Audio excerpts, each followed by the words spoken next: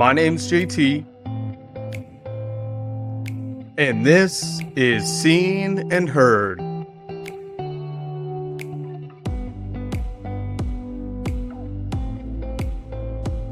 Hey guys, welcome to the podcast. This is Seen and Heard, the place where we can't help but tell others of what we have seen and heard God do in our lives and in the lives of those around us. On today's show, I'm going to share with you a tool that we call the 15-second testimony. I'll even walk through a few examples with you and different scenarios that might be helpful. And last, I'm going to challenge you to share that 15-second testimony this week, and we'll get more into the details in a moment. But first, let's jump into the show.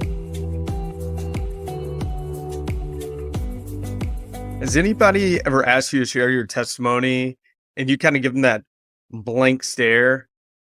Like, where do I even start? What are you actually asking for right now? Well, today, hopefully we can help streamline this process, make it a little bit simpler, and no, you don't have to tell your life story when somebody asks for a testimony. All right, so I'll put this in the show notes, but we have this tool we call 15-second testimony, and it goes something like this. There was once a time in my life when I felt depressed and all alone. I had a friend tell me about Jesus. I decided to trust and follow him. And he has shown me that I'm not alone, that he's always with me, and he's brought this peace in my heart. Do you have a story like that? All right, guys, so let's go ahead and break that down real quick. The very first part is we're going to look back. And so whenever we say there was once a time in my life, it may sound a little bit cheesy, but you'll definitely get used to it. And it's really helpful to use these key phrases to keep the ball rolling, to keep moving forward.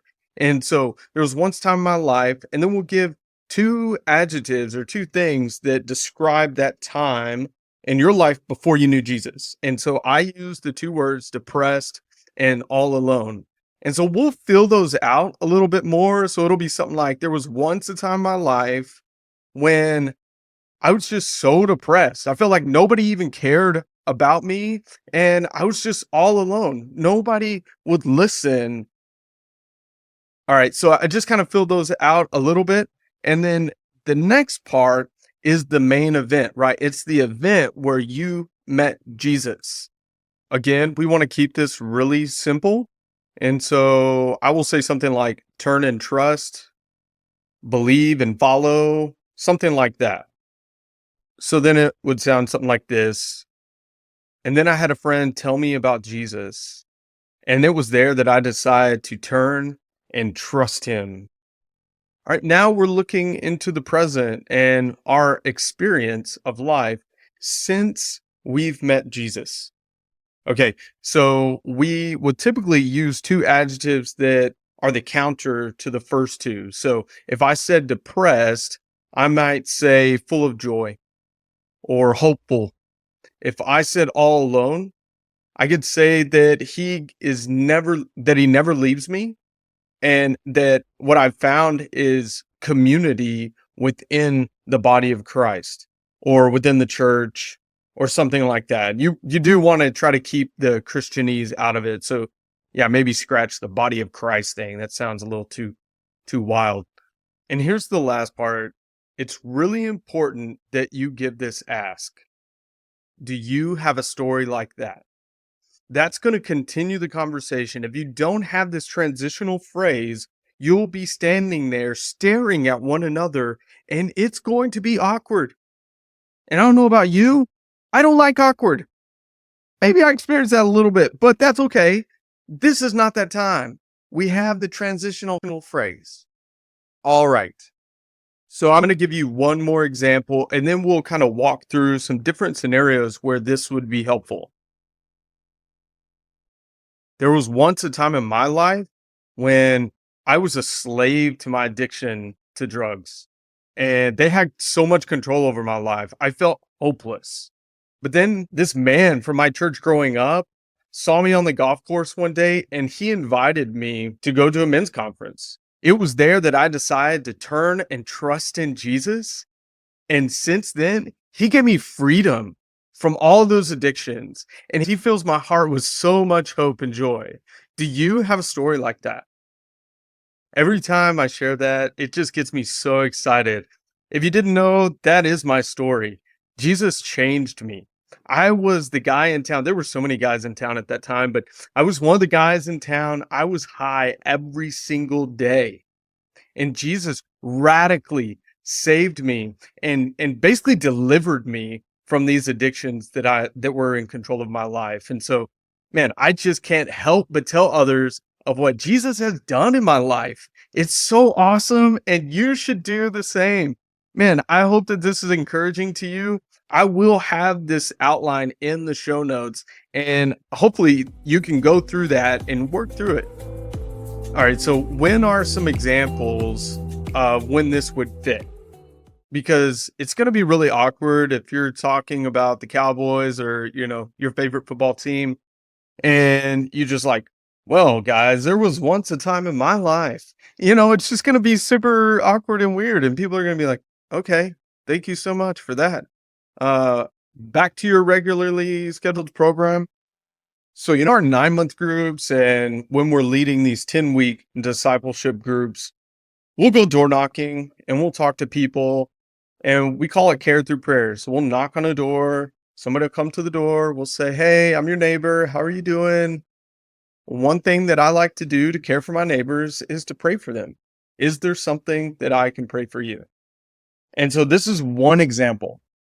They'll share their need. I'll pray for them. When I get done praying, I'll say, man, thanks for letting me share that. One of the reasons why I like to pray for people is because there was once a time in my life, ...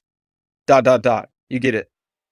But really, when I feel like it's the most fun is whenever it's like out in the wild. Nobody is expecting it. It just kind of comes and it happens.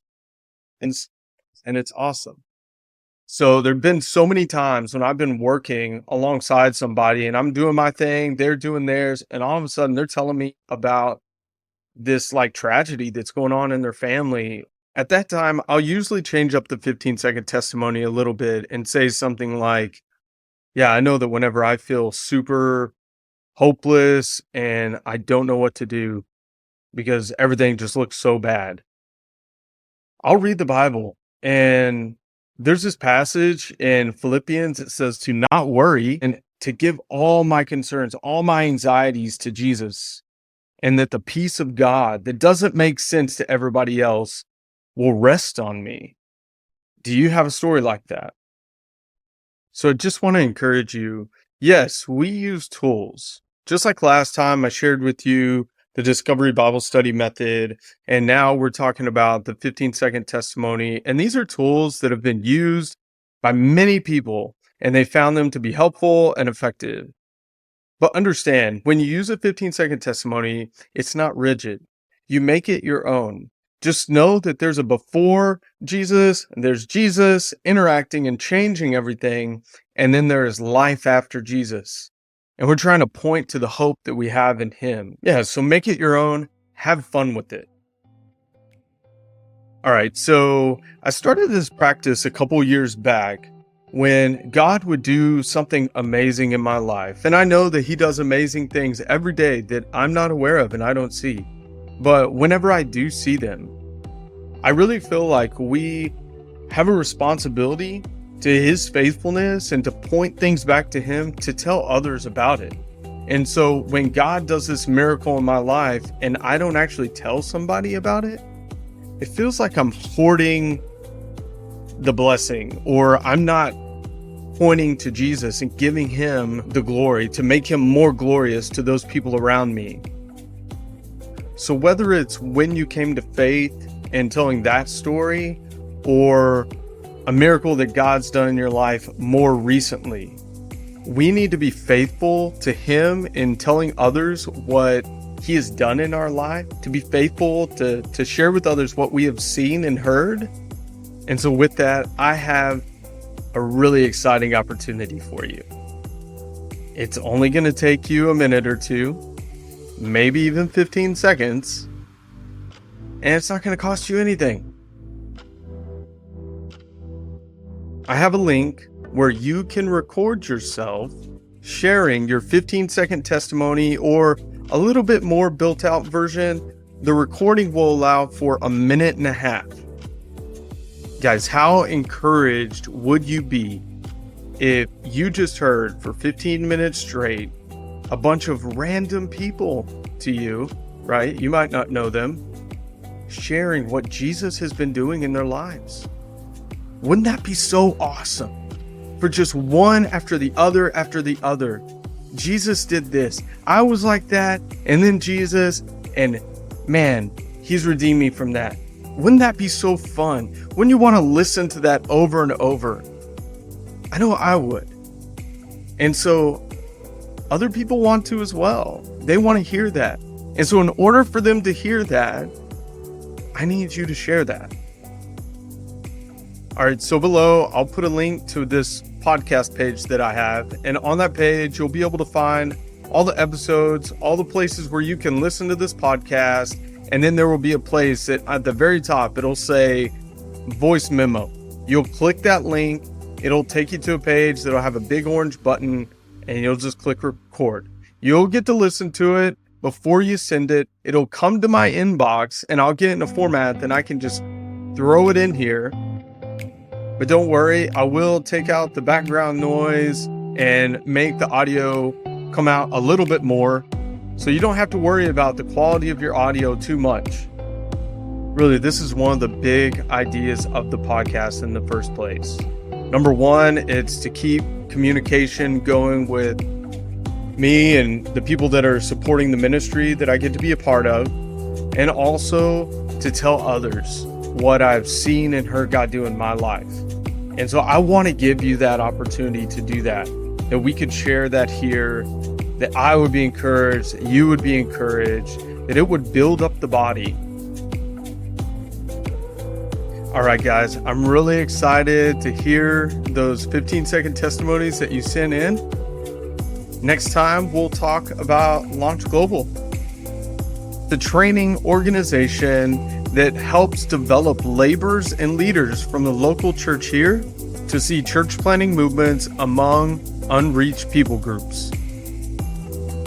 So thanks for joining me on Seen and Heard, the podcast where we just can't help but tell others of what we have seen and heard God do in our lives and in the lives of those around us. See you guys next time.